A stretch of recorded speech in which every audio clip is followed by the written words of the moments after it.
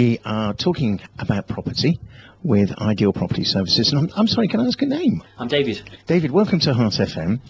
Now, property is probably one of the worst things to talk about in this particular time that we find ourselves in. How is the property business as regards yourself? We have many clients who are still looking to buy property. It's an odd thing, recession. People tend to want to change their lives. Most of my friends are ex-city bankers. Decided when they got made redundant they wanted to change their lives. Everybody has a dream, I think, of olive trees and fruit trees and living off the fat of the land, and they decide that they're going to come to southern Spain to do that. We look for country properties for people who want to change their lives, people who've got the expectations of living, growing their own fruit, picking their own vegetables. It's the dream.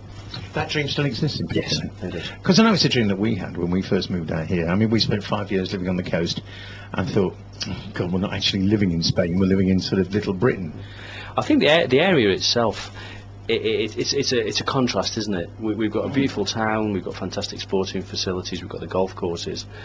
2 minutes outside of town, you've got the peace and the tranquility, fruit trees, olive trees, beautiful views, fabulous mountains. Yeah, it's the dream, and it's the contrast it offers I think people enjoy most. Now, with living out in the country, I mean, I've done it, I do it. We've actually got a property ourselves. One of the things that we found is you have to accept that it isn't like living in the country in England. No, I think that the first thing myself and my business partner Peter do when we're taking people out is to give people the realisation that it is the countryside. Drive down a dirt track, explain to people in the summer that when it rains it becomes mud.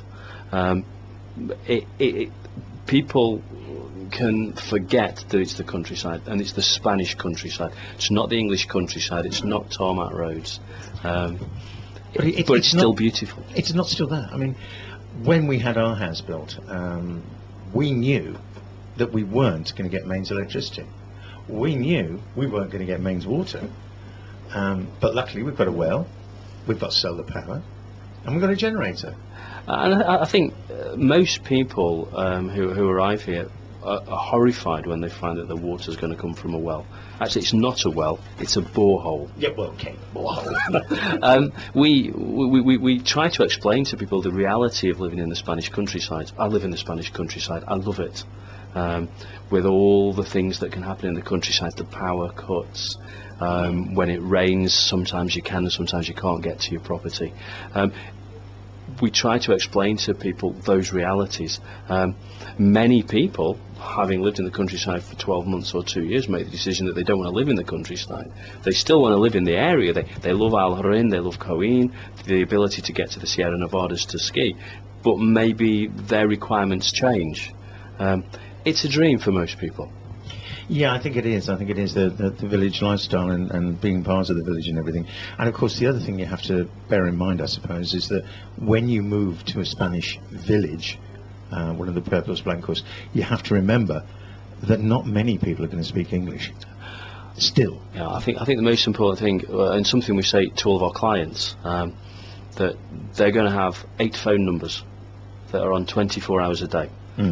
Whatever happens in their life, there's always somebody they can call, somebody who can always offer them advice. Our frustration is when people say to us, I was stuck the other day and I didn't know who to call.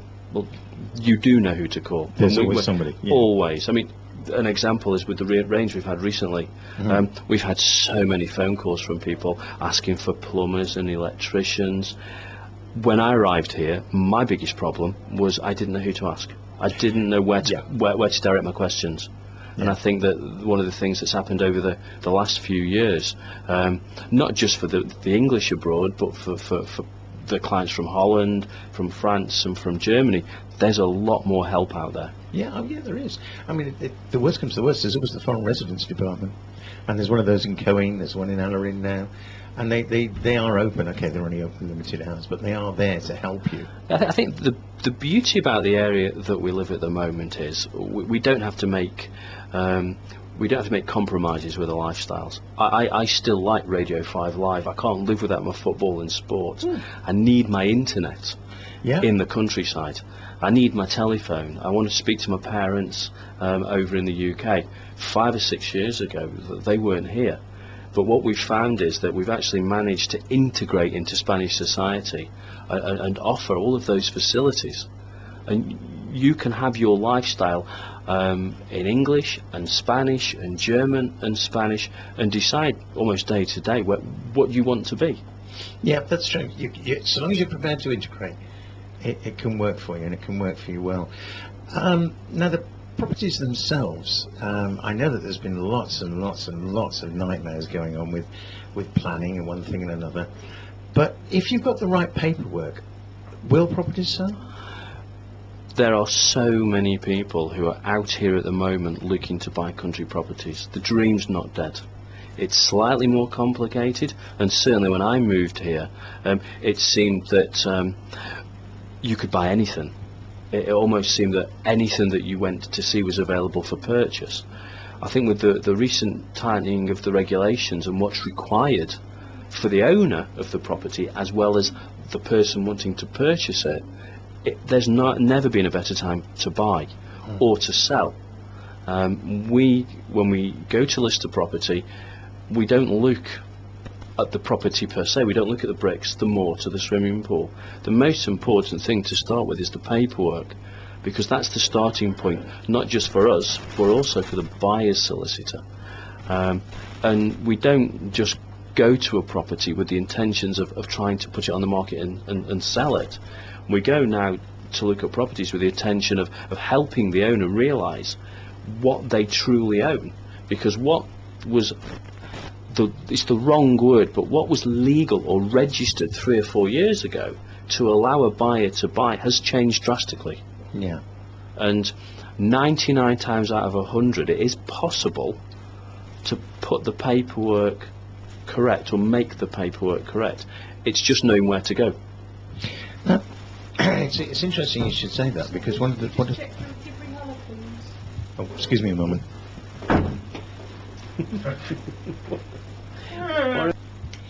It's very interesting you should say that, because not that long ago it was a case that anybody could become a property person.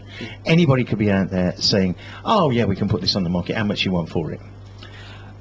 It's not quite the same anymore. No, I think that the important thing for anybody looking to buy to sell a property, the first thing you need to ask the estate agent, real estate agent, have you been inspected by the Junta de Andalucía? The Junta de Andalucía is fed up with the bad news, the stories in the press of corruption with regards to properties here in Andalucía. They introduced a law, it's called the Decree 218. The Decree 218 is a way of instructing estate agents of the requirements to their clients. My clients are both buyers and sellers. I have to have a certain amount of paperwork in my office for every single property that I sell.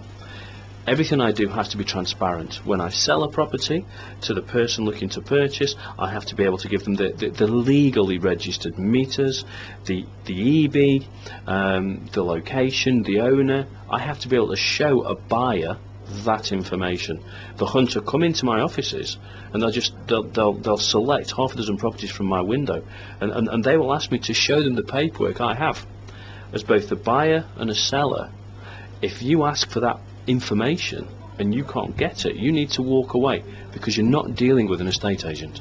Talking with David from Ideal Properties, people's confidence in buying. Obviously confidence has been knocked with all the property problems, as I said a little bit earlier. People still, it seems, want to come out to Spain and want to move here, but obviously they're going to be concerned that the people they're dealing with are genuine and that the properties are genuine. I think that's probably more to do with the perception of the market than the actual financial reality of the market, because there are still people looking to buy, but they're very, very wary.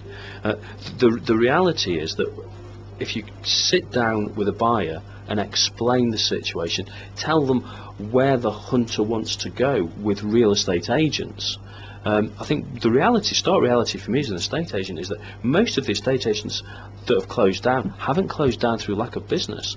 They were closed down in the 12 months ago when the junta decided to introduce the 218, the decree 218, and they went into many estate agents' offices, not just in London on the coast, and they're obviously horrified with what they saw, and many agencies were fined.